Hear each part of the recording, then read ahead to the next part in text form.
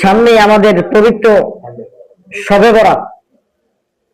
অনেকেই জানতে চেয়েছে যে হুজুর, এই শবে বরাতে নির্দিষ্ট কোনো নামাজ, নির্দিষ্ট কয়েক রাকাত বা তেমন নির্দিষ্ট পরিমাণ কোনো আমল আছে কিনা। তো এটি খুব গুরুত্বপূর্ণ একটি জিনিস। তো আমি বিভিন্ন কিতাবাদি ঘাটার পরে এই বিষয়ে একমত হয়েছে যে শবে বরাতের রাতের নামাজ সম্পর্কে কোরআন ও হাদিসে কোথাও কোন নির্দিষ্ট পরিমাণ রাকাত সংখ্যা নাই, কোন নির্দিষ্ট পরিমাণ সূরা নাই যে সূরাতুল ইখলাস 33 বার পড়তে হবে, সূরা নাস 41 বার, সূরা কাউসার 500 বার, এরকম কোন নির্দিষ্ট নাই। জাহিলিয়াতের লোকগণ হযরত আবু হুরায়রা রাদিয়াল্লাহু তাআলা আনহু থেকে একটি হাদিস রওয়ায়াত করেন।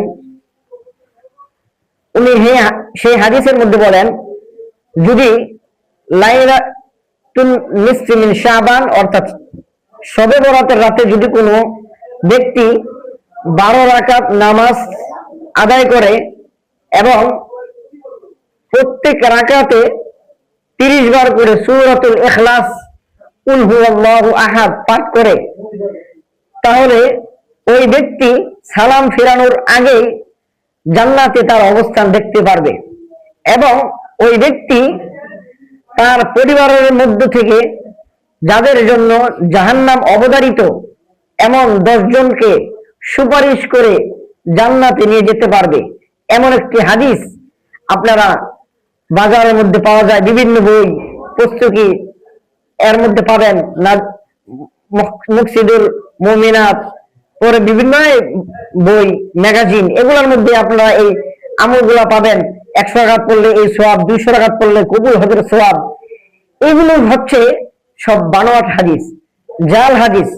এগুলো কখনো হযরতে আবু হুরায়রা রাদিয়াল্লাহু তাআলা আনহুর দিকে নিসবত করেন, সম্পৃক্ত করেন, কখনো আবার হযরতে ওমর রাদিয়াল্লাহু তাআলা আনহুর দিকে নিসবত করেন।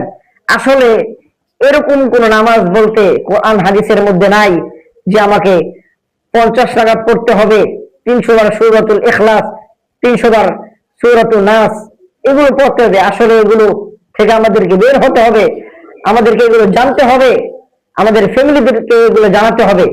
আপনি আজকে জেনেছেন, আপনার ফ্যামিলিকে মেসেজ করে দেন, আপনার ফ্যামিলিকে শেয়ার করে দেন, আপনার বন্ধু বান্ধবকে শেয়ার করে জানিয়ে দেন যে আসলে নির্দিষ্ট পরিমাণ নামাজ, নির্দিষ্ট রাকাত, নির্দিষ্ট সূরা এই শবে বরাতে নাই, কোরআন হাদিসের মধ্যে কোথাও নাই।